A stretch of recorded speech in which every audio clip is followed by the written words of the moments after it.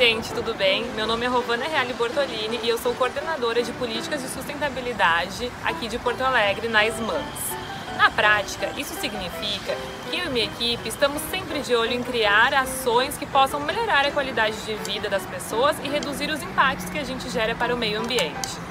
É como eu sempre falo para a Helena, que é minha filha e que está aqui comigo. Quando nós pensamos e agimos de forma sustentável, garantimos um futuro melhor para a nossa cidade e também para todos vocês. Por isso, eu queria deixar algumas dicas. Incentivem as suas famílias a fazer a separação do lixo em casa, isso facilita a reciclagem. Valorizem aquela refeição caseira, feita com produtos naturais e cheia de nutrientes que vão ajudar no crescimento de vocês. Aprendam desde cedo que, mais do que uma opção divertida de brincadeira, a bicicleta também é um meio de transporte sustentável. Vamos construir um futuro com mais sustentabilidade? O meio ambiente agradece.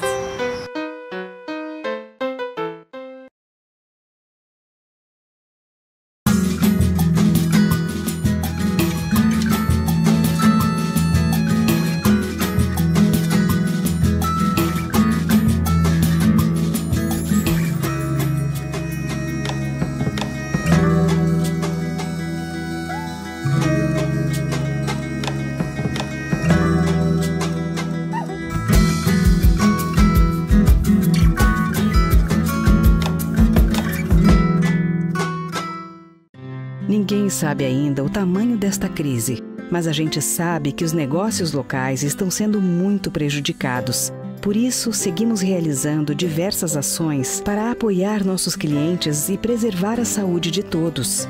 Use nosso app para a gestão do seu negócio. Mesmo separados, estamos juntos. E quando tudo isso passar, vamos estar ainda mais próximos. Vero, a maquininha do Banrisul. A Sulgás acredita que a cultura tem o poder de transformar. Que o esporte é capaz de mudar futuros. E é por isso que mantém o programa Sulgás de Patrocínios.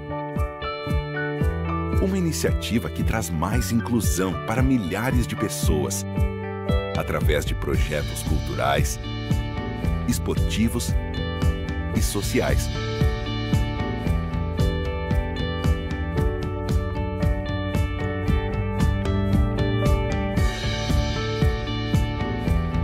É assim que fazemos a diferença na vida dos gaúchos. Sulgás, viva com essa energia!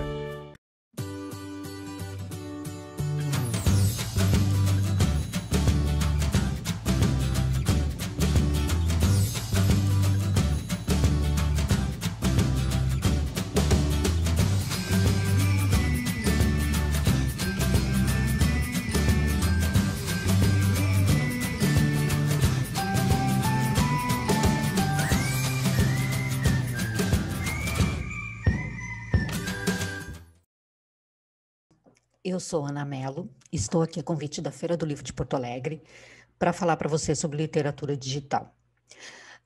Esse ano a Feira do Livro está nesse formato totalmente diferente, né? Totalmente pela internet.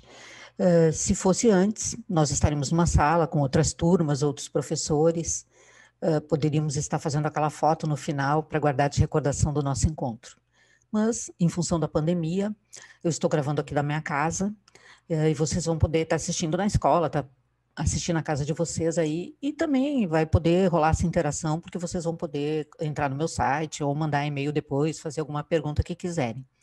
Eu acho que a pandemia, ela causou muitas reflexões para a gente, né? Eu acho que vocês devem ter pensado no início, nossa, os pais e os professores ficavam dizendo para a gente ficar menos tempo no computador, não ficar tanto no celular, e de repente todas as aulas, todas as reuniões estão acontecendo pelo celular ou pelo computador. Até os pais e os professores, né, estão fazendo essas reuniões através do computador.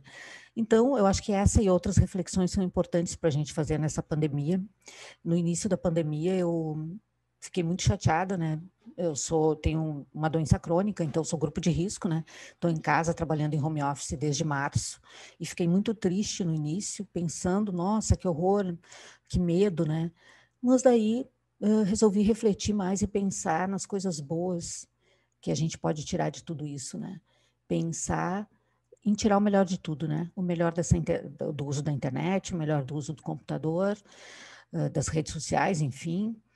E pensar que, no meu caso, eu estava numa casa segura, tinha uma casa legal, né? Estava com meu filho, estou com meu filho, né? Que também está trabalhando de casa, né? A faculdade também, as aulas estão sendo online. E a gente teve essa oportunidade de poder conversar muito mais, de poder ler algum livro juntos, comentar. Cozinhamos muito também, fizemos muitas receitas que deram mal e que deram bem, né? Que ficaram ótimas. Aprendemos muita coisa. Também pude fazer muitos cursos, estudei bastante pela internet, né, no EAD, estudei bastante sobre literatura, li bastante, outras coisas que eu gosto também, de hobby apenas. Acho que vocês também devem ter feito isso, né? E também refleti muito sobre as outras pessoas, né? Sobre pessoas que não estavam tão confortáveis, que perderam o emprego, pessoas que ficaram até sem alimentação, né? E acho que isso é o que a gente tem que tirar da pandemia, né? Todas essas reflexões, né? Também sobre poluição, sobre como o homem se comporta, né? Lugares que ficaram tão melhor, como a natureza agradeceu a ausência do homem nesses locais, né? Então, acho que as coisas vão voltar, vai ter uma vacina, a gente vai se encontrar na praça de novo, mas essas reflexões, essas mudanças, como tirar o melhor das coisas, como ser mais colaborativo, como ajudar mais o outro, pensar no outro ser humano também, né? E em todas as dificuldades que o outro está passando, né? E como ajudar, pensar no mundo, pensar na natureza, nos comportamentos, né? E em como, às vezes, o simples fato de usar máscara, além de estar protegendo a gente, vai estar protegendo uma outra pessoa, né? Então, vou começar falando para vocês no assunto que nos trouxe aqui hoje, né? Que é a literatura digital. Vou compartilhar com vocês aqui uma apresentação que eu fiz com os principais tópicos, né? Para que vocês possam acompanhar e aí depois, de repente, rever alguma coisa que vocês tenham ficado em dúvida aqui.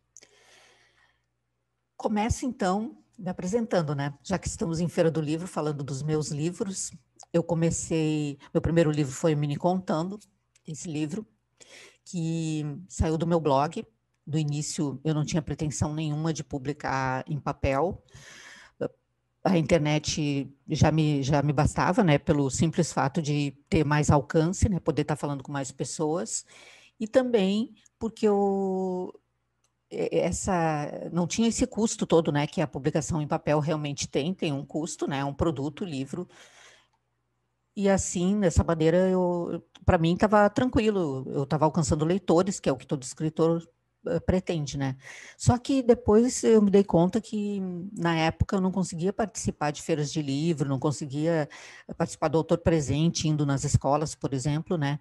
Porque precisava do livro em papel, né? Então, depois do Mini Contando, eu publiquei Para Onde Vão os Objetos Perdidos, que é um livro de crônicas, por uma editora lá de São Paulo. Publiquei infantis, né? O Perseu, que é um livro sanduíche, que a metade do livro eu escrevi, que é o Perseu, e a outra metade é a Laís Schaff, que foi a Medusa, né? Perseu e Medusa.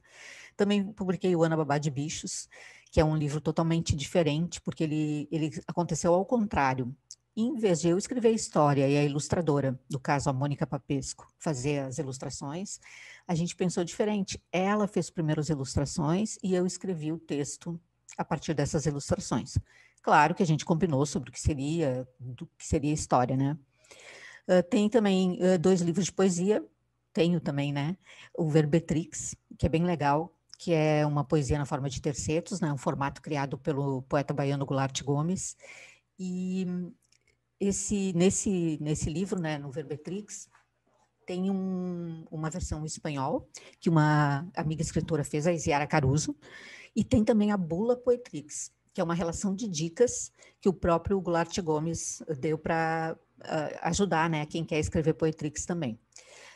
Depois tem o Desafio Poetrix, que foi um desafio que um aluno fez, um escritor, o Mário Roberto Ubrich. Ele me desafiou a escrever um poema todo dia, e a gente escrevia, ele escrevia, eu respondia, depois eu mandava outro para ele acabava respondendo, e a gente escreveu muito. Daí deu um livro. Não, vamos publicar, vale a pena, tá bem bacana, daí publicamos esse livro.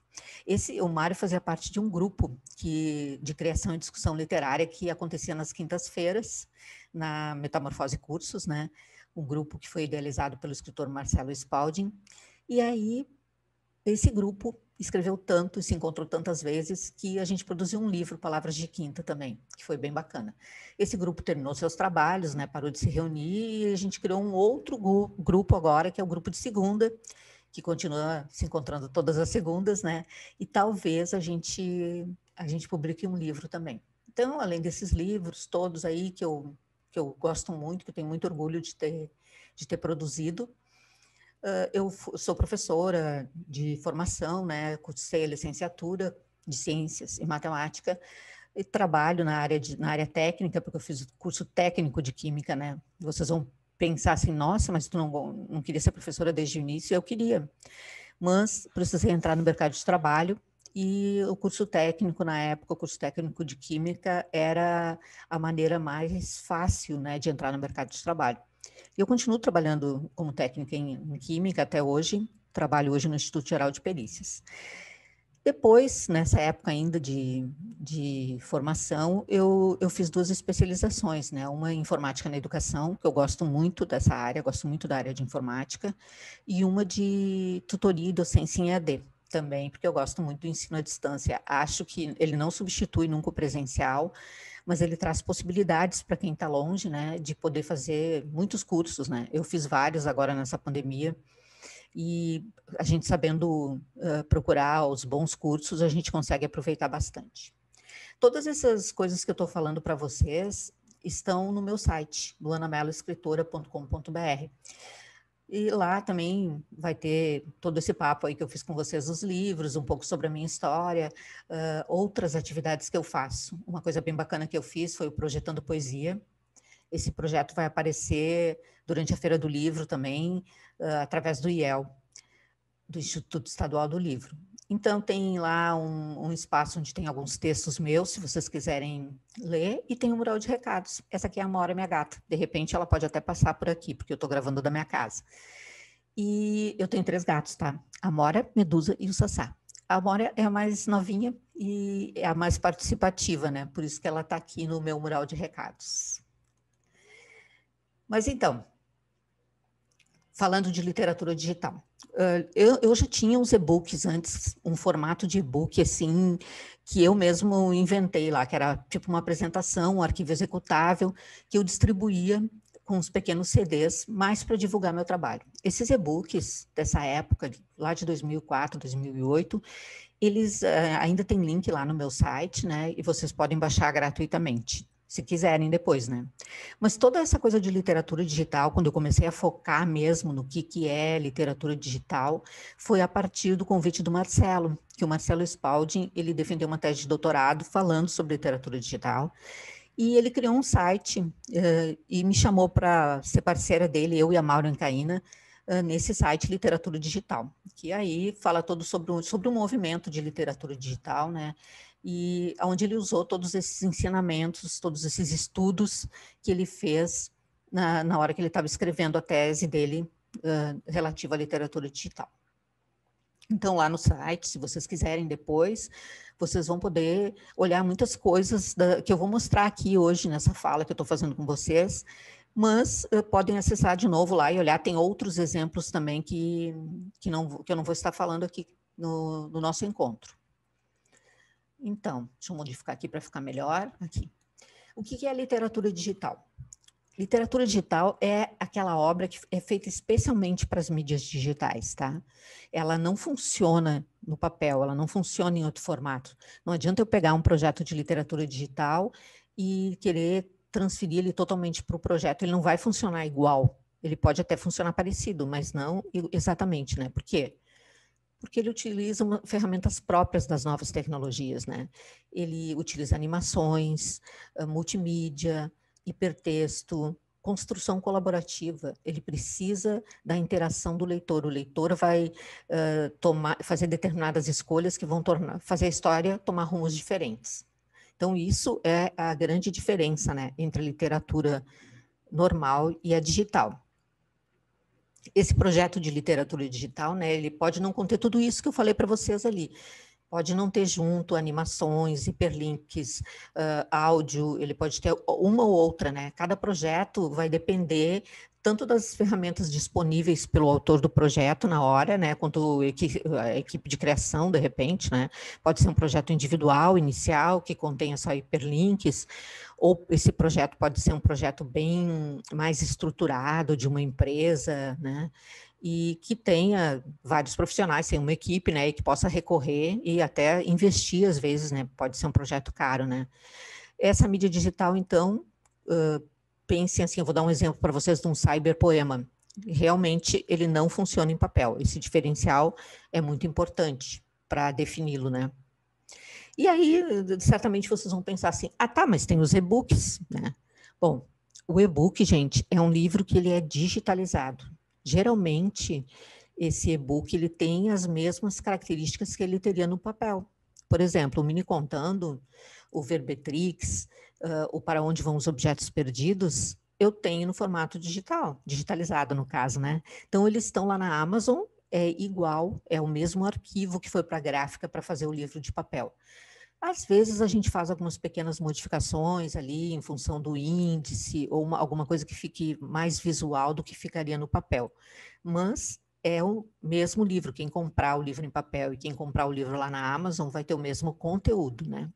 O e-book, ele está em outra plataforma, né? O livro, esse aqui está na plataforma papel, né? E o e-book lá está numa plataforma digital, na Amazon, né? Os gêneros, né? Pode ter qualquer gênero no e-book, né? Dá para fazer romance, conto, poema, tem livro infantil no formato digitalizado também, né? Então pode ter todos esses. A plataforma, como eu falei, né? A plataforma desse meu Mini Contando aqui é o papel, tem muitos livros de jornais que estão na plataforma papel, né? Mas também tem as plataformas digitais, né? Que possibilitam essas publicações. Como eu já falei, a Amazon, né? A Amazon é uma delas. O Kindle é o leitor desses livros, né? Eu tenho um Kindle, né? Eu acho bacana para ler, por quê? Eu acho que ele facilita a leitura, no meu caso, porque eu posso mexer no tamanho da fonte, que eu já uso óculos, não, fontes muito pequenininhas, fica ruim para ler de noite, por exemplo, né? Também a luminosidade da tela, eu posso controlar essa luminosidade. O meu Kindle é à prova d'água também, então eu posso ler na praia, na piscina, né? Não vou ler dentro d'água, né? Mas o fato de tocar com as mãos molhadas, que no livro eu estaria deixando as páginas meladas, né? E tudo estragaria o livro, né? Nesse caso, não, né? Então, ele é um leitor de livros digitalizados. Eu acho bom também porque numa viagem eu posso carregar vários livros, né? E não precisa carregar peso nem ocupa espaço na mala. Aí tem o iPad, desculpe, que é um tablet, né, com formato semelhante ao Kindle, né? Só que ele é um computador, né? Ele permite fazer muitas outras coisas, assistir vídeo, diferente do Kindle, né? A tela é colorida, né? Tem toda essa interatividade mais bonita, assim, né? Por causa das cores e da rapidez com que as imagens funcionam, né? O iPad é daquela empresa, né? Da maçã, aquela empresa meio cara e tal. E vocês sabem que o Google, ele criou um sistema operacional, né, o Android, que roda em tablets e nos celulares também, Samsung e Galaxy. Até olhei um novo tablet lindo da Samsung agora, que funciona de maneira parecida ao iPad, né? É um concorrente, no caso, né? E certamente, se vocês têm um celular Samsung, deve ter esse sistema operacional. O que é importante diferente na leitura, no funcionamento do texto, né? O texto normal, ele tem um fluxo. A gente começa a ler a história, passa de uma página para outra e assim vai dando um andamento, né? O hipertexto, que a gente usa muito nos projetos de literatura digital, e até mesmo esse hipertexto existe na leitura de artigos, por exemplo, né? É um funcionamento diferente, né? É uma coisa não linear. Tu pode ir de uma parte para outra, voltar, né? Esse conceito de hipertexto, ele foi criado na década de 60, né, por um filósofo e sociólogo estadunidense, o Theodore Homer Nelson, ele que criou esse formato, né? E a ideia, então, era determinar que a leitura fosse não linear, que a gente pudesse pular de uma parte para outra, como a gente faz na internet, né? Tu tá lendo um texto sobre determinado assunto, daí tem um link ali que te leva para um outro tópico daquele mesmo assunto, ou de repente tu clica no nome do autor e aparece ali tudo que ele já escreveu, no que ele trabalha, a biografia dele, né? Então, esse hiperlink dá esse sentido, né? De não ser linear. Exemplos de hipertexto. Esses artigos da internet, como a gente já comentou, do corpo do texto, então, clica ali e apresenta um link para o autor, para algum assunto relacionado àquele assunto que esteja naquele texto base, né? E o próprio leitor que vai fazer essas escolhas. Alguém do meu lado aqui no laboratório de informática lá vai estar lendo o mesmo texto e não vai estar interessado em saber a biografia do autor, mas vai estar interessado em saber os livros que um outro autor que fala do mesmo assunto publicou, ou mais sobre aquele outro autor, por aí vai, né? O próprio leitor, então, vai escolher. O livro de contos, ele é um tipo de exemplo de hipertexto, porque no livro de contos a gente não lê, pode ler e pode não ler, né? O primeiro, o segundo, o terceiro conto, a gente pode fazer leituras independentes, né? E muitas vezes, algum livro de contos, mesmo sendo contos separados, não sendo um romance, ele tem personagens que aparecem em vários contos, né? E outros não, então o leitor, de repente, pode fazer essa escolha. Os dicionários também são um tipo de hipertextos, né? Porque eles não precisam seguir uma lógica normal, a gente pode estar procurando, lendo verbetes em diversos momentos do livro, né? E as enciclopédias também, né? Que a gente não precisa ler de cabo a rabo, né? Que a gente vai ali procurando o que nos interessa a partir da leitura de um assunto. Esse assunto vai nos remeter para uma outra dúvida e a gente vai acabar lendo um outro verbete ali na enciclopédia. A informação contida, né, neles proporciona, então, esse caráter não linear e também proporciona muitas distrações, né? Porque às vezes a gente está fazendo uma pesquisa e daí vai para um lugar, vai para outro, vai para outro, quando a gente vê, a gente está completamente longe do assunto que inicialmente a gente estava procurando. Mas a gente tem essa liberdade, né? E realmente a leitura ela é realizada por associações, né? Uma coisa puxa a outra, uma curiosidade puxa a outra, mas não tem uma sequência fixa, né? Cada um de nós vai acessar de uma maneira diferente. Por meio do hipertexto, a gente ouve falar muitas vezes que a gente se torna coautor, porque através daqueles links, a gente vai construir uma experiência diferente sobre aquele assunto, não igual que o nosso amigo do lado aqui, que está lendo o mesmo texto, está procurando, né? Por quê? Porque a gente vai escolher informações e isso vai criar na cabeça da gente uma lógica diferente do que uma outra pessoa, das escolhas que uma outra pessoa fez a partir de um mesmo texto. Exemplos. O Alice para iPad, que é bem legal. Vou mostrar aqui para vocês, compartilhar com vocês. Deixa eu pôr do começo, fazer em tela grande.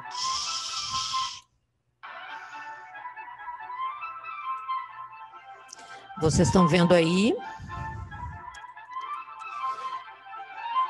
o livro da Alice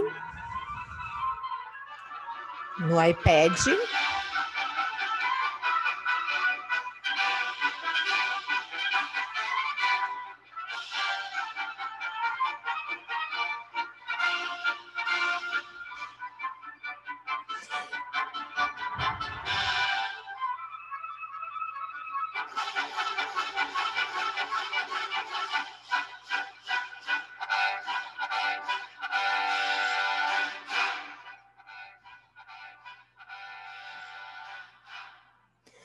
Vocês viram como o texto fica interagindo ali, né? Opa!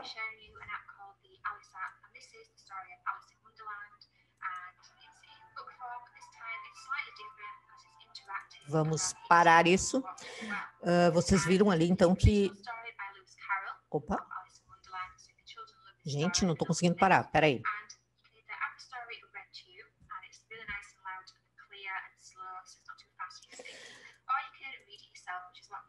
Ah, sim, porque eu abri um outro exemplo aqui, vamos lá, vamos ver esse exemplo, que também uma leitura no iPad, em que o leitor está interagindo através do toque com os objetos, né? Não só virando as páginas, mas ele também pode estar, a partir do clique ali numa imagem, fazer com que aconteça uma nova ação, né?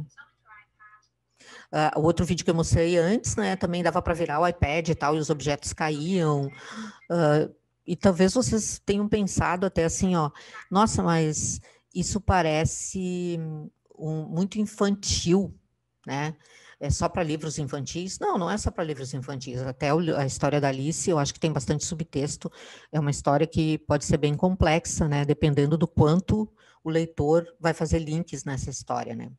Então, esse é um exemplo, né, como realmente é um projeto de literatura digital, porque tem coisas que acontecem ali, animações, som, interações desses personagens que não acontece num livro em papel, né? Outro exemplo interessante são os cyberpoemas, ou site de cyberpoesia. Todo site, como diversas coisas que vocês já devem estar acostumados na internet, né? Ao toque do mouse, tá aparecendo uma movimentação indicando que tem aqui um outro link, né? Então, vou clicar aqui no Cyberpoemas. Tem várias opções, vou escolher esse aqui do chá,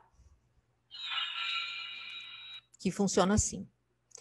Clique e arraste os ingredientes para dentro da xícara para preparar seu chá. Quando você achar que já tem ingredientes suficientes, clique no botão Avance. Ok? Pronto, vamos começar a fazer o chá.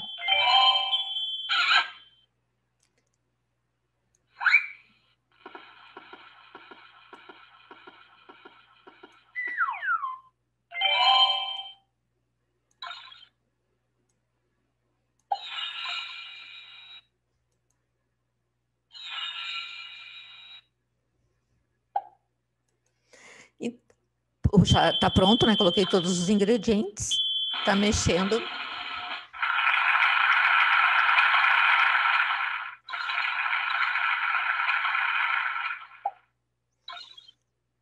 Então, a interpretação ali que vocês podem fazer, né, desse poema é que nesse chá, nessa infusão, né, vocês colocaram ali uma foto, colocaram um amor, colocaram imaginação. Então, essa leitura, cada um de vocês vai fazer de uma maneira diferente. Mas a construção do poema, né, aconteceu, cada um de nós faria diferente, colocaria a foto primeiro, o amor primeiro, né, e tiraria suas próprias conclusões, né, e tem toda essa questão da imagem, né, e do som. Um outro exemplo é o Estudo em Vermelho. O Estudo em Vermelho foi uma criação do Marcelo Spalding, e ele começa assim, quando você acessa a página, né, ele pede para digitar um nome e um e-mail ali, porque ele guarda esse registro, né, de todos os leitores que passaram pelo site, e também para saber que é alguém real, né. Daí ele começa falando da história, né, o Senhor Dupin, é um e-mail, né? Antes de mais nada, deixa eu me apresentar. Então, o leitor, no caso, vocês estão assumindo esse papel, está mandando essa mensagem, né? Dirijo uma importante empresa de nossa cidade, cujo nome, por enquanto, prefiro não revelar, ao lado de minha irmã caçula. Nossos pais, que criaram e transformaram a empresa e tal, e tal, e tal. Bem, vou direto ao assunto. Minha irmã sumiu, já faz 3 dias, fomos jantar no restaurante e tal, e a irmã dele desapareceu. Então, ele manda essa mensagem: por favor, senhor Dupin, preciso de uma resposta urgente, que ele ajude o leitor aqui a encontrar a irmã. Então, o leitor envia essa carta, né? E o senhor Dupin responde: antes de mais nada, é um prazer atender e tal, sua história, devo dizer, é um tanto comum, né?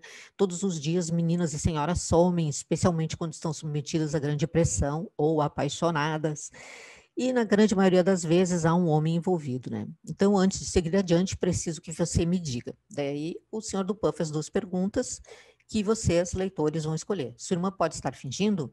Ou você realmente acha que é um caso de sequestro? Aí, a partir dessas escolhas, vocês vão ser levados para outro tipo de texto. Aí o senhor Dupin responde, né, colocando o valor das despesas que ele vai ter com esse trabalho e tal. E aí, vocês vão escolher uma resposta. Ou confesso que o valor é alto, mas a vida da minha irmã vale mais, ou vocês vão dizer, Monsieur Dupin, o senhor só pode estar brincando, isso é uma fortuna e tal. Vão escolher ali uma outra resposta que vai levando vocês a um rumo da história aí diferente, né?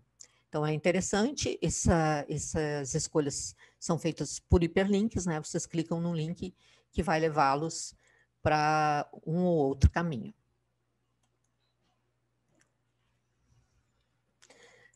O Marcelo também tem esse projeto que ele fez lá nesse site, né? Tem vários projetos que a gente fez juntos, né? Esse é o Mini Contos Coloridos, então, é uma plataforma, né, sinestésica de escrever ficção, porque a gente está pensando nas cores e o que essas cores, as sensações que essas cores nos proporcionam. E esses mini contos ali foram produzidos a partir das cores. Nós escritores que participamos do projeto, eu escrevi também alguns mini contos para o projeto, escrevemos a partir de cores, né? Marcelo escolheu ali 3 cores primárias e essas combinações vão nos levar para 27 mini-contos. O Marcelo disse que futuramente ele pretende ampliar isso, né? Botar outras cores ali para poderem fazer as misturas, né? 5 gradações de cada cor, e isso totalizaria 125 mini-contos. E o objetivo principal, como ele mesmo diz, né, é fazer com que o leitor tenha uma experiência de leitura e ficção, precisando intervir para poder ler o maior número de textos. Então, funciona assim. Eu venho aqui e escolho um percentual de vermelho, são as 3 básicas aqui, de verde e de azul. Pinte seu mini-conto. Ele juntou aquelas cores, aquele percentual de cores que eu escolhi, e apareceu esse mini-conto. Da janela da escola, o homem apreciava os traços e curvas no quadro negro. Apreciaria mais se soubesse tratar-se aquilo de poesia. Vocês viram que a cor ficou em função do quadro mesmo. Vou escolher um outro exemplo, bem vermelho, bem verde e bem azul. Branco. A noiva imponente, com sua cauda branca em direção ao altar, hesita ao reconhecer entre os amigos do noivo, ao me reconhecer entre os amigos do noivo. Por último, vou fazer mais um aqui bem diferente.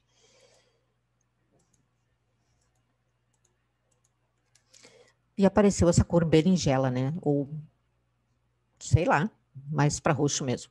O sangue misturou-se à berinjela fatiada. Aquela presença a perturbava. Da Silvana Pinheiro. Então, através das cores, vocês vão ser levados a vários mini-contos. Tem tudo aqui, uma apresentação, um convite à participação, o autor, etc. Esse projeto é bem legal e depois nós fizemos a impressão dos mini-contos, né? Claro que não ficou com toda essa possibilidade de escolha, mas não tem título na forma em papel, né? E o leitor pode, mesmo que não diga no mini-conto a que cor se refere, o leitor pode pintar ali da cor que ele acha que resultaria, daí é o contrário, né? Através do texto, o leitor pensa na cor. Depois tem esse que é o jogo do gato poeta, que eu adoro de paixão, porque fui eu que escrevi os mini-contos, tá? São 80 textos. Esse projeto aqui dessa imagem foi feita pela Mônica Papesco. Assim como na capa do Mini Contando, ela fez um projeto concreto primeiro, ela criou a arte. Aqui no Me Contando, no caso, ela usou placas de computador e depois isso foi fotografado para fazer a capa do livro. Aqui também, ela criou uma arte, vocês podem ver que o gatinho aqui, ele é feito de tecido, né? Os olhos com CDs, né? Parafusos, ela criou essa arte, depois a gente fotografou aqui para o projeto. Opa, desculpe.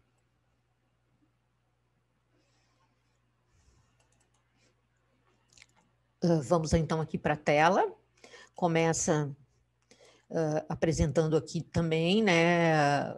Com a minha carinha aqui, mais novinha. Aí a gente preenche aqui com os dados, né? Vamos supor que é um teste.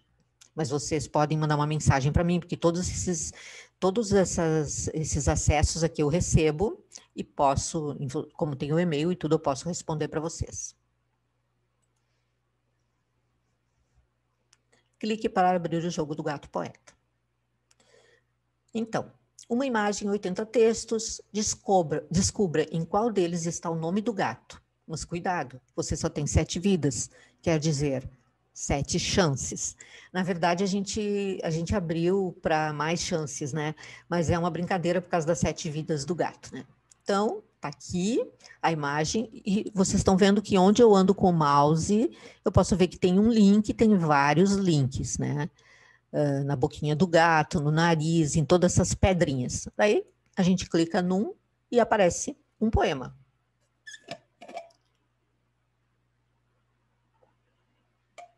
Lambe a torneira, com sede, a gata faz da pia banheira. Não tem o nome do gato. Tentar novamente. Ele vai sempre modificando de lugar, então eu não sei onde ele está. Tá? Na luz do luar, gatos namoram em qualquer lugar. Esconde, esconde, brincadeira de gente, o gato não responde. Vamos para um outro lugar aqui. Compridos bigodes molhados de leite, o gato sacode. Árvore é pouco, gato alpinista preso no galho. Opa, tenho 2 vidas ainda. Bem espichado, o gato parece o dono da casa. Só tem uma vida. Vamos ver aqui. Pedindo carinho nas pernas do dono, o gato mansinho. Miau, miau, infelizmente você não achou o nome do gato. Dá para jogar de novo, né? Claro, mas quando acha o nome do gato, recebe o arquivo do livro, vai direto para aquele e-mail que vocês credenciam ali no início, né? Seguindo adiante, então, tem esse outro projeto da Maureen Caína, que é o Labirintos Sazonais. O Labirintos Sazonais, então, é uma experiência narrativa, né, que a Maureen criou, que ela brinca com os movimentos entre as 4 estações do ano. O leitor é convidado a navegar pelas estações, né, e pode escolher qualquer ponto de partida e qualquer passo intermediário, qualquer estação final. O resultado vai variar de acordo com o percurso, mas sempre haverá uma pequena narrativa como resultado. Vamos experimentar.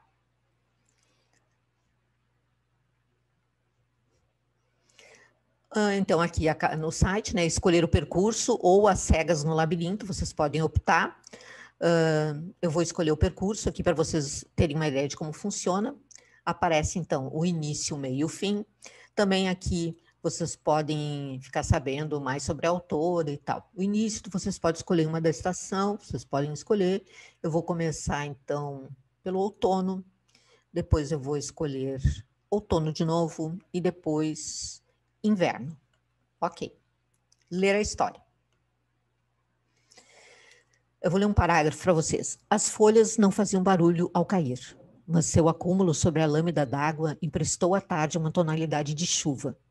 Mesmo sem os pingos e chuvas, a chuva sempre causava alguma melancolia. E assim vai, tem toda a história, com todas as estações, até que tem o final aqui, né? Quando teve certeza de que não conseguiria se concentrar para a leitura, encarou o vai-vem das pessoas, tem toda a história, certo? Você pode dar um título e compartilhar a sua história.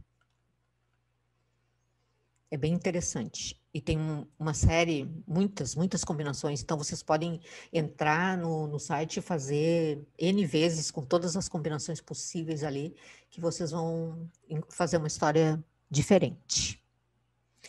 Depois tem esse, um mini contos de ouvir, que eu acho bem interessante, né? Porque é um projeto que mescla o texto e o áudio. E a intenção é difundir a literatura em áudio, né? Como alternativa de leitura, porque tem gente com dificuldades visuais, né? Ou por qualquer motivo que prefira estar ouvindo no momento em vez de estar lendo, né? Aí, assim, tem várias outras informações que eu não estou falando para vocês, que eu estou usando aqui só como exemplo, né? Tem os autores, vai para o site da literatura digital, né? Mas vamos ir nos áudios aqui. Então, eu vou, claro, mostrar os meus mini contos, né? Vou mostrar esse aqui, Amor Adolescente, para vocês. Amor Adolescente, de Ana Mello. Delicioso aquele beijo. Primeiro amor tem gosto de chocolate novo, de água depois do futebol. Tem cor de primavera e cheiro de alfazema.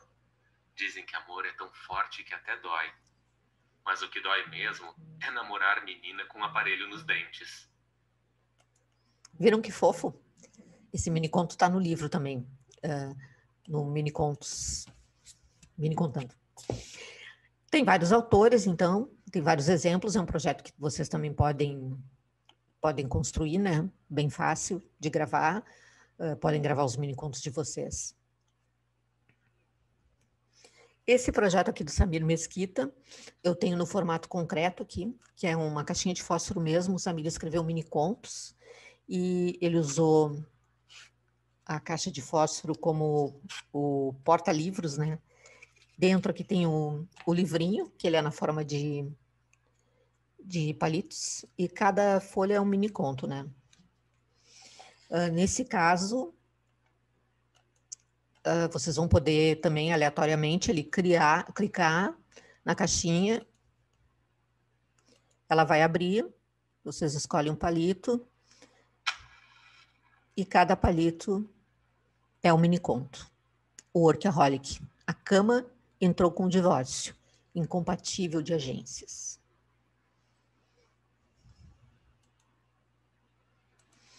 Esse é um projeto bem bacana. O Samir, ele tem um outro também, que tem os mini-contos, é um mapa, né? Ele ficava muito tempo no trânsito e ele escreve mini-contos também, né? E ele pensou nesse trajeto e fez um livro em que é o mapa da cidade, as ruas que ele transitava, e em cada carro, clicando em cada carro, a gente pode acessar um mini-conto. Mas o mais importante, eu acho, desse momento todo de usar a internet, né, para ler, também vocês têm que pensar na literatura como autoria, né, como projetos que vocês podem escrever, né, usar a criatividade, né, para produzir conteúdos autorais, conteúdos de vocês, né, de repente criar seu próprio blog ou blog da turma na escola, né, e pensar em fazer publicações com qualidade nas redes sociais, né, criar uma marca, de repente, para um espaço de publicação, né? Eu sei que muitos colégios têm um espaço dos alunos lá da turma, né? Também, eu acho que ler mais no formato digital, mas pensar em ler coisas de qualidade. Produzir textos também em parceria, né? Textos em grupo com a turma ou com amigos, que eu acho que é uma boa forma de utilizar a criatividade e essa coisa do autoral. Mas onde publicar? Se não for no laboratório de informática da turma, criando um blog, ou mesmo um blog que seja uma proposta de trabalho da professora de literatura de vocês, ou da professora de português, né? Tem várias plataformas. Tem o Scribe, por exemplo, que é uma plataforma online, né? O serviço é gratuito, dá para publicar textos e procurar outros escritores também, né? A gente pode entrar só para ler texto de outros escritores, né? Que também estão fazendo essa coisa de exercitar suas criações, né? Tem o Kindle também, o Kindle Direct Publishing, é uma plataforma, assim, bem popular, né? Eu publiquei meus livros lá na Amazon. Para ter meus livros na Amazon, a primeira publicação, Mini-contando, eu tive dificuldade, porque não é só criar um arquivo e colocar lá. Esse arquivo fica feio de ler depois, né? E pense assim, o Kindle não precisa ter só o Kindle para ler. A gente pode ler na Amazon, desculpe, não, na Amazon a gente pode ler esses livros no formato Kindle pela internet, né? Então, eu tive alguma dificuldade na formatação, o texto não ficou bem, eu não conseguia acessar os sumários. Daí eu pedi ajuda, contratei uma pessoa para fazer isso. Os outros, os de poesia, o Marcelo, que publicou através da Metamorfose, né, que eles foram publicados através da Metamorfose Editora, então ele que colocou. Mas eu queria ter esse processo autoral, eu mesmo autopublicar. Aí, como Para Onde Vão os Objetos Perdidos estava esgotado, né, não tem mais em papel, teria que fazer outra edição, e é caro fazer um livro em papel, né? Eu resolvi eu mesma fazer o projeto e colocar lá. Daí teve algumas dificuldades, mas eu consegui, foi eu mesma que coloquei, que me autopubliquei lá, e eu pretendo fazer isso com outros livros, porque dá para comercializar, né? Claro, dá para vender o livro, mas dá para vender ele por um preço bem acessível, né? E poder chegar em mais leitores. Tem o Kobo também, eu não uso Kobo, mas conheço várias pessoas que usam, um site que é bastante intuitivo também. Todos esses a gente cria uma conta, né? A gente faz lá um cadastro e pode publicar e pode ler também, né? Tem o Clube dos Autores, que dizem que o Clube dos Autores é pioneiro no Brasil, eu achei essa informação. Eu não sei, porque eu usei um tempo, mas eu gosto mais do Recanto das Letras, foi o que eu usei primeiro, então parece para mim que o Recanto das Letras foi o primeiro, né? É uma comunidade que tem milhares de escritores, é muito fácil de navegar, a mesma coisa, a gente faz um cadastro, a gente pode escolher o gênero lá que quer publicar, então o leitor vai direto, por exemplo, ele quer ver poesias, daí ele vai direto, ou no tema, ou no nome do autor, e lê exclusivamente esse gênero, né? Também dá para colocar e-books lá, meus e-books gratuitos estão lá disponíveis para vocês, através do Recanto das Letras. O site, como eu já falei, vai estar lá no meu site. O site, não o link, né, gente? Outro é o Wattpad também, que é um aplicativo também que permite compartilhar as histórias, né, e colocando em capítulos, né, pode publicar artigos também, relatos, poemas, né, aí a escolha é do autor. E o Blogger é um serviço bem antigo já, eu tenho blogs, né, que eu fiz para exercício primeiro, então eu nem divulgava, não colocava o link para as pessoas e depois comecei a divulgar porque eu achei bem bacana, né. Ele é semelhante ao WordPress também, né, e realmente ele é muito fácil, é indicado para pessoas que realmente podem não ter familiaridade com essa questão de publicações, e ele explica direitinho até como colocar uma foto, como fazer um link, é bem fácil. Tem muita gente publicando no Instagram também, né? Que, nossa, eu leio muitos poetas por causa do tipo de formatação. Tem poetas que colocam aqueles poemas pequenininhos, eu gosto de poemas minimalistas, assim, na forma de tercetos, né? E muitos autores surgiram através das redes sociais, né? Vocês podem pensar que é o mesmo, surgiu do meu blog, meu primeiro livro, né? No Twitter também, eu já fiz vários exercícios no Twitter para publicar mini contos. Até tem um livro bem bacana de falar para vocês que saiu, foi divulgado numa feira do livro, não me lembro o ano agora, mas é o Poa Tuitada. Funcionou assim, as pessoas escreveram textos, escreveram mini contos e mandavam pelo Twitter. E esses minicontos eram selecionados e publicados nesse livrinho, nesse pequeno livrinho, que teve lançamento e tudo na Feira do Livro, né?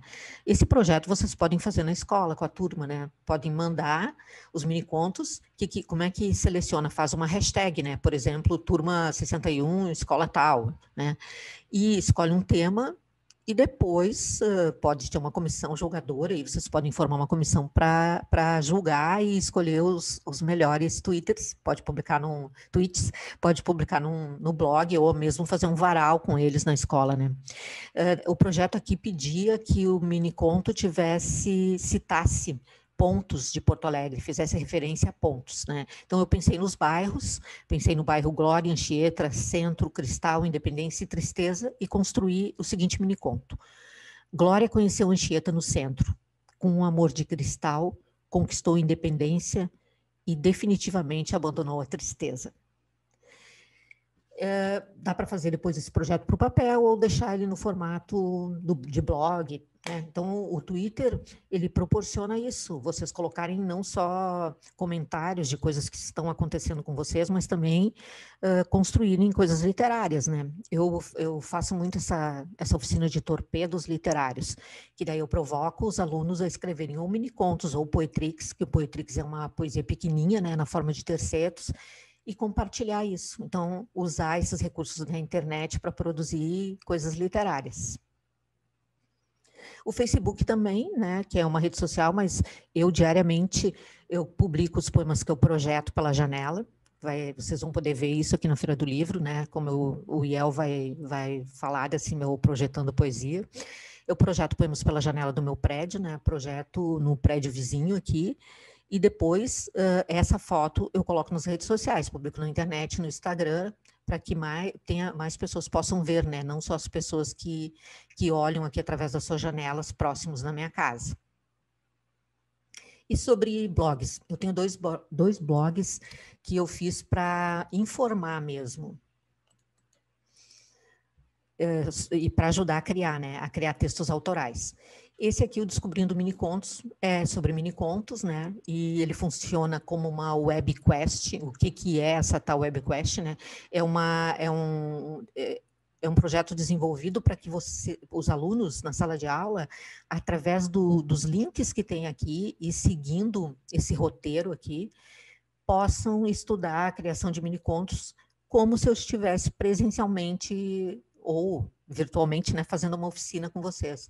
Então, explica sobre os contos, como os contos surgiram, como definir um conto, o que são minicontos, tem as características dos minicontos, vários minicontos de outros autores, e umas dicas de livros também, vários livros aqui que eu uso como referência. Depois tem uma provocação para vocês, né? Escrevam agora seus minicontos, até indiquei uns temas, e como vocês podem publicar esses minicontos, né? Formem um varal para exporem seus trabalhos. O varal é simples de fazer, né? Na escola, basta esticar um fio. E agora que a gente não está se encontrando ainda presencial, dá para, claro, trocar esses minicontos nos encontros pelo Zoom, ou mesmo usando uma hashtag, né?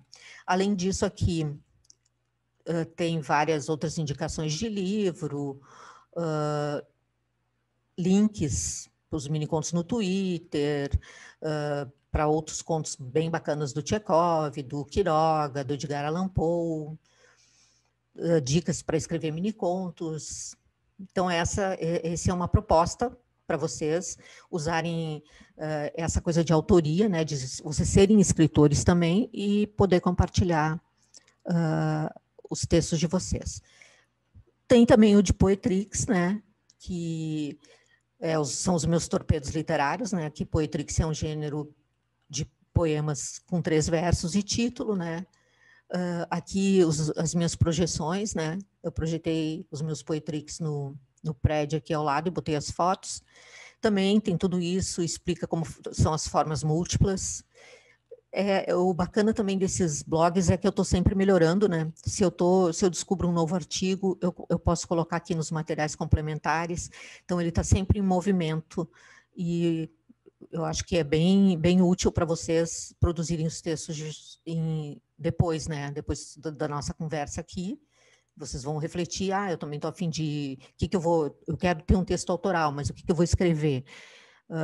Às vezes é difícil começar por um texto maior, né? Então, de repente, quem sabe, escrever um miniconto ou um Poetrix. Não esquecendo nunca, importante isso, dos direitos autorais, tá? Que todas as coisas, as imagens, se vocês usarem imagens para associar os minicontos de vocês, essas imagens ou têm que ser autorizadas ou vocês têm que citar a fonte, né?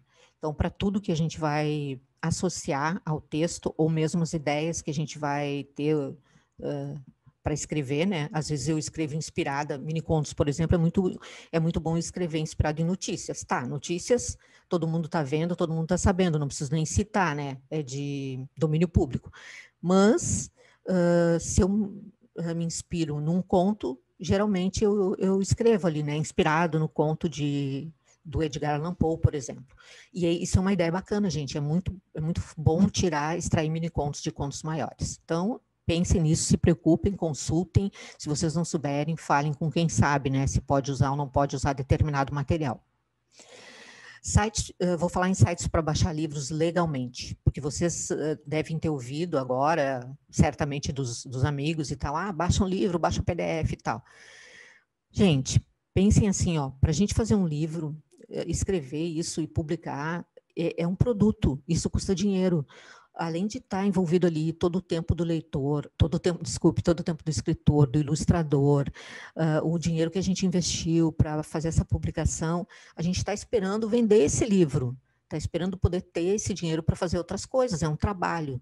Então, esse negócio de baixar e ficar compartilhando, assim, loucamente, eu acho que tem que ter algum cuidado, né?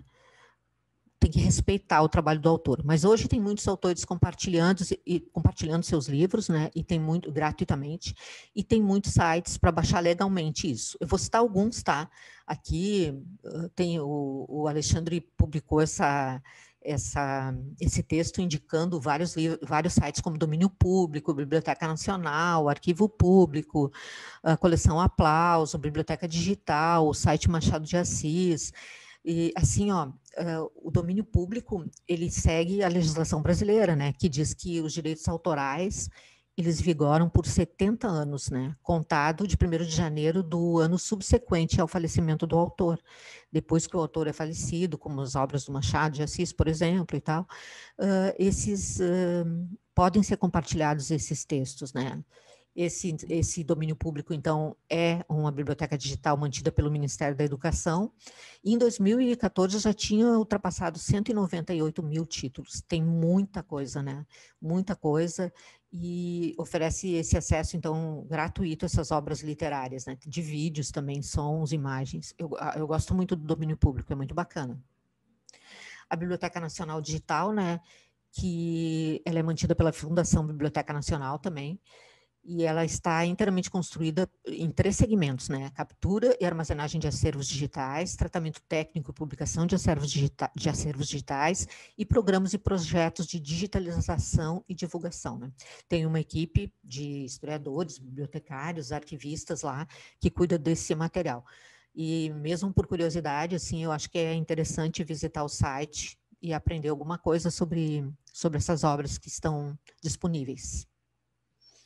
A Brasiliana também, que é muito show, que é a Biblioteca Brasiliana Gita e José Mindlin, ela foi criada em janeiro de 2005 para abrigar e integrar a coleção brasiliana reunida ao longo dos mais de 80 anos por esse bibliógrafo e sua esposa.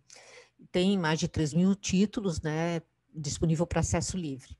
São diferentes materiais que abordam temas variados da história do Brasil. Bem bacana também. O Arquivo Público do Estado de São Paulo, que pode ser acessado por qualquer cidadão, tem muitos documentos, jornais, principalmente exemplares de revistas, uma biblioteca com mais de 45 mil volumes, bem interessante. A Biblioteca Digital, criada pela Universidade Estadual Paulista também, em parceria com a Biblioteca Nacional. Aí tem acervos em diversas áreas, tá? Hemeroteca, História de São Paulo, livros, mapas, músicas, um acervo bem bacana. O site do Machado de Assis, muito lindo, né? Tem a obra completa, toda a cronologia, tem vídeos feitos a partir dessa história do Machado, um monte de postagens de outros escritores comentando também a obra dele. Acho que é bem importante. Tem de outros autores também, tá? Eu citei só o Machado como exemplo, mas tem de vários autores. A Amazon. Eu adoro a Amazon. Por quê? Porque como eu tenho vocês podem ver aí que eu tenho uma assinatura Prime, porque eu gosto muito de ler bastante, né? Então tenho a oportunidade de ler vários e-books gratuitos.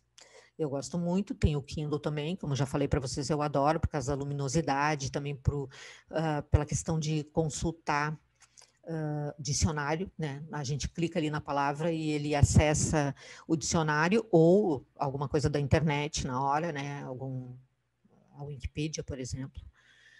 Então, eu gosto bastante, claro. Aqui, eu posso ter um link na Amazon para ler os e-books gratuitos sem ser assinante Prime ali, como eu sou no caso, né? E também posso comprar livros, né? Eu não consigo mais comprar tantos livros em papel, porque eu já tenho bastante em casa. Tem alguns que eu leio e vou passando adiante, que acho que o livro não pode ficar parado mesmo, a gente tem que doar. Mas mesmo assim, eu quero ler muito mais, eu compro muito mais do que eu consigo ler, né? Então é bom comprar no formato digital para não ocupar tantos espaços, né? Não alimentar tantas traças. Mas sobre o mundo digital, eu acho importante que a gente comente também, a gente está vendo tudo isso, todas essas possibilidades, né? Que a gente pense nas habilidades que a gente precisa, né? Para pesquisar, publicar, para se comunicar, né? Como esses textos, esses códigos se apresentam na internet para a gente, né? Então, a gente precisa ter essa capacidade também, tem que se preparar para utilizar bem esse mundo digital. E daí eu posso falar para vocês do letramento digital, que é uma coisa que os professores devem estar falando muito hoje, né? Sobre essa capacidade, né, que a gente tem de ler, escrever, compreender essa literatura e essa escrita no meio tecnológico, né? Toda essa habilidade, todos os recursos também, né? pesquisar na internet, né, acessar, selecionar, analisar criticamente essas informações, requer uma habilidade, a gente tem que se preocupar com isso, né, se preocupar em fazer isso bem, não ficar clicando loucamente e não sabendo como selecionar essas informações, né. Se comunicar no meio digital, né, como trabalhar colaborativamente, né, participar de debates, participar de grupos, né, como publicar esses conteúdos com uma postura autoral, com uma postura séria, né, não é só sair clicando, publicando qualquer coisa, dizendo qualquer coisa sem pensar, né, eu acho que requer uma responsabilidade e um comportamento de todos, né. E aí envolve também questões de ética e de segurança. São coisas básicas, vocês podem estar dizendo, já sei isso. Mas nunca é demais falar, tá? Pensem assim, que não façam na internet o que vocês não fariam no presencial, né? Proteger a sua senha, por exemplo, né? Ela é a sua identidade digital. Ninguém vai estar falando a senha do banco aí para qualquer pessoa. Então, a senha da internet relaciona tudo que a gente faz, onde a gente navega, todos os acessos, né? De repente, imagina alguém com a tua senha dizendo coisas que tu nunca diria, né? Então, não forneça a sua senha para outras pessoas, nem como prova de amor ou de amizade, né? Aquela história, tua namorada pode ter. Gente, isso é uma coisa, o perfil, os e-mails, são coisas particulares, não é porque a pessoa é teu namorado que ela vai ter e ler teus e-mails, é tuas coisas. Né? Sempre encerre a sessão ao terminar e utilizar seus e-mails, sites de relacionamento, blog, principalmente no laboratório da escola ou em cybercafés, né? Evite arquivos estranhos, abrir esses arquivos estranhos. Sempre passe o antivírus antes de abrir qualquer arquivo, assim você evita danos ao computador. Eu lembro agora de um caso muito interessante de um colega do trabalho que disse que ele ia ter que ir no banco tal, porque ele tinha recebido um e-mail que tinham acessado a conta dele, não sei o que é lá no banco. Eu perguntei para ele, mas você tem conta nesse banco? E ele, não tenho. Cara, então isso aí é loucura, isso aí é alguma brincadeira ou algum e-mail que veio com vírus, né? E ele, é mesmo, nem me dei conta. Na ânsia aquela de tentar descobrir o que tinha acontecido, aquela neurose toda, ele estava querendo ir num banco que ele nem tinha conta. Pirataria é crime, né? Então não copie coisa dos outros. Violar os direitos autorais é crime, né? Não pegue o que não é seu, não copie os dados alheios. Quando citar alguém, dê os créditos para esse autor. Sempre faça menção de bibliografia do autor do site, de qualquer material. Porque quando vocês fazem um trabalho escolar agora, principalmente, muitas coisas estão pesquisando na internet, né? Então, coloca ali o site, a ideia é colocar o site e a data em que foi acessado. Tenha cautela ao participar de comunidades virtuais. Às vezes a gente entra de boa numa comunidade só porque tem um amigo, mas de repente a gente vai ver o que as pessoas estão falando lá, as pessoas estão sendo... publicando coisas racistas, homofóbicas, então pensa antes de entrar, porque depois que tu entrou, teu nome fica ligado àquela comunidade, mesmo que tu saia, alguém vai ver que tu entrou naquela comunidade, né? E assim, hoje, muitas vezes, quando a gente vai procurar emprego, leva um currículo, ou manda um currículo, né? Tem muita gente pedindo currículo gravado, que a pessoa fale sobre sua experiência e tudo. Aquele currículo em papel, muitas vezes, não está nem sendo mais pedido, né?